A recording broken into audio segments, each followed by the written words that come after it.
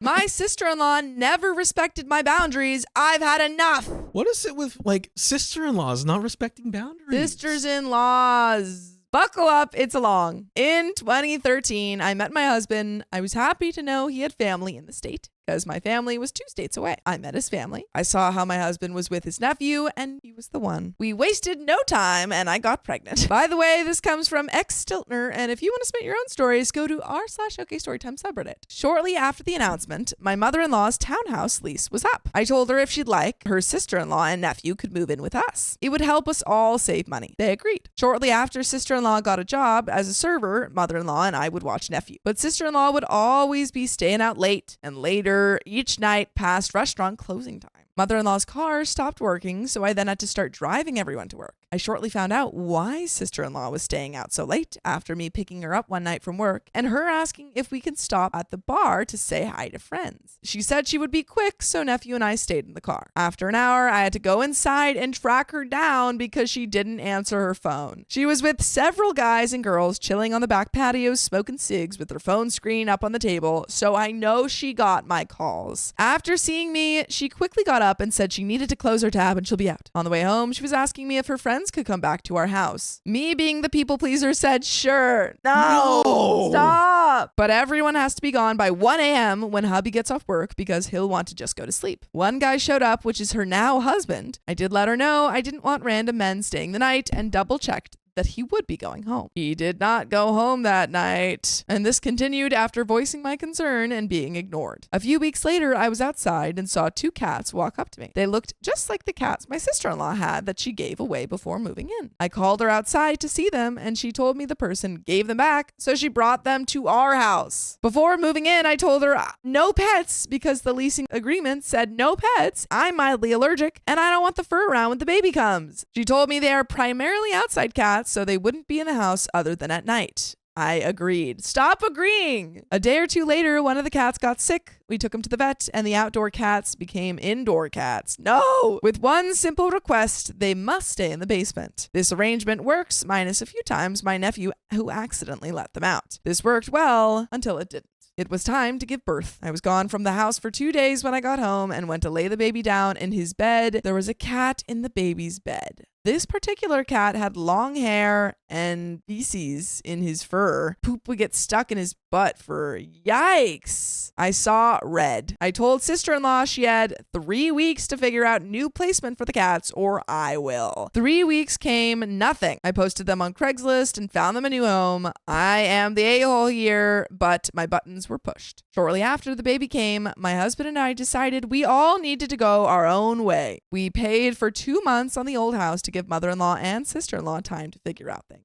After 2 months, sister-in-law moved in with her boyfriend, and mother-in-law stayed with us for a while until she got a place. My sister-in-law got pregnant in 2015 and had a rough pregnancy. So the whole year we made accommodations for her, such as for Thanksgiving and Christmas, I cooked and brought the food to her house. So she didn't have to leave home, even though I lived only 8 minutes away. She would call because she needed something. I'd go out and get it for her and drop it off. This would become a trend even after the baby girl came. I didn't mind doing these things because it made me happy to help and makes things easier for others. After her baby came, my nephew's dad started feeling some type of way about seeing my sister-in-law moving on with her life and asked for split holidays, which meant more accommodations for sister-in-law. For instance, if nephew was with his dad for Christmas, we waited until the next weekend to celebrate. This happened for Easter, Thanksgiving, Christmas, and birthdays. Also caused a lot of problems for my husband who had the actual holiday off but worked the weekends. So he'd never get to go to the holidays, which cheapens the holiday for my son, my husband, and me because my husband wasn't there. In 2018, I finally re-entered the workforce and asked if sister-in-law would babysit since she was a stay-at-home mom. She was okay with it for a month, but I ended up having to send my son to daycare because it was too hard for her to take care of 2 kids, which I understand. I like my kids, but about other kids. I brought this up because a few months passed. My husband and I wanted to get legally married at the courthouse. We asked if she could watch my son for a few hours. She said no because it was her nap time. We ended up taking our son with us and it made the day more special. We decided our 1-year anniversary, we would have a party to officially celebrate our marriage. Sister-in-law called brother-in-law and told them they shouldn't go. It's not that important. So they didn't turn up and had their own get-together at her house, which took from our guest list. In 2020, sister-in-law's hubby goes overseas overseas for his job, and sister-in-law gets lonely. Who does she call? She asks for me to bring her things and come chat. We make this a weekly thing. Why are you staying up all night, chatting it up, and we started to bond more and vented out our frustrations with our relationship, and we grew closer for this. She was upset about the cats, and then I took her brother away from her son. My husband would always visit his nephew before we got together, but also they moved in with us, so husband and nephew spend more time together, but okay. I was mad she always crossed boundaries, refused to go to my house or my hosted event, and used me. We grew from venting and promised to put the past away, which hurt when she told me her family are moving overseas for her husband's job, but she would be back during the summer. We both cried when we said goodbye before they got on the plane and promised if we needed anyone to talk to, we would answer each other's calls. We talked all year leading up to summer. When she entered the country, she wanted it to be a surprise. As soon as I heard, I loaded up the car to go to mother-in-law's, 2-hour drive there and back, just to see her. We talked about what we could do during the summer, made plans. She'd come stay at my house for a few days to visit friends near where I live. Weeks go by and never hear anything from her.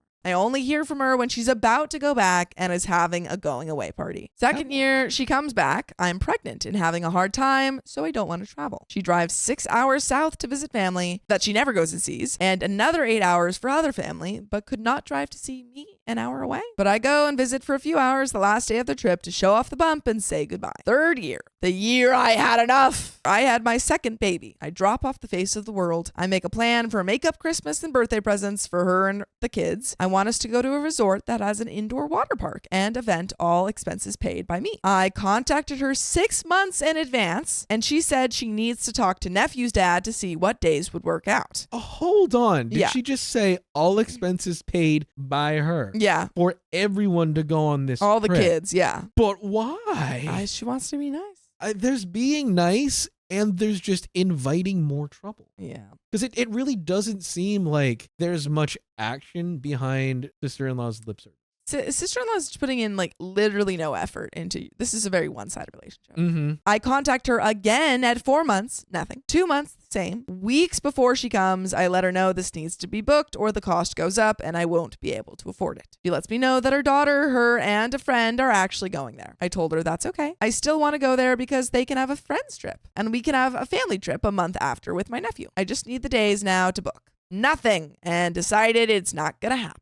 Day before mother-in-law's birthday, we reached out for plans for her birthday, and she agrees to come to my neck of the woods with mother-in-law so kids can go to the new indoor park in town. The day of, she acts like we never talked. I then screenshot and post in family chat our conversation, and no response until 3 days later to see if I wanted to book the resort trip still. I was livid. I told her about how everything with her is so one-sided, and she never tries to make an effort when it comes to seeing or doing things with me, but will do and go anywhere for other people. I no longer want to play her mean girl games. I've done so much for this woman, and all I get is disrespect. I'm over it. I refuse to see her or see her off. So she goes back overseas, and before doing so, she posts pictures of her trip. The caption says, "Glad I got to visit most of my family." Do I reply? Yes. Sorry I didn't get to visit you, but it wasn't from lack of trying. Your schedule was too full. Then I added screenshots of all the failed promises. By the way, I can promise you that we have more full episodes with stories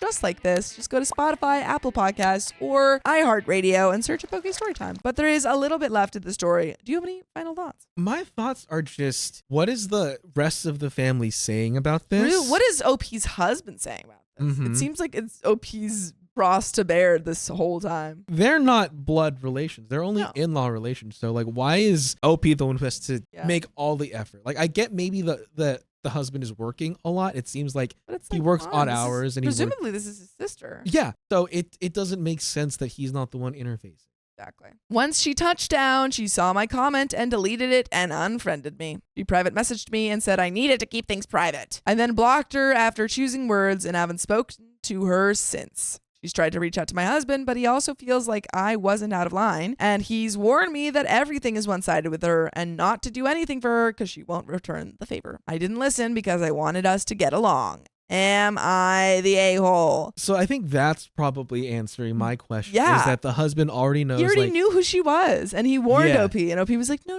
like, I can get along with her. He's telling her like it's not worth it. She's never gonna actually try. So I think it was a do it at your own risk. Yeah, probably. thing. I think he was like, I don't know, I don't like my sister. And she was like, what? Come on, we've got to do something. And he's like, No, like if you want to hang out with her. But that is the end of that story and the end of this episode. If you love us, make sure to subscribe. We love you. And see you tomorrow.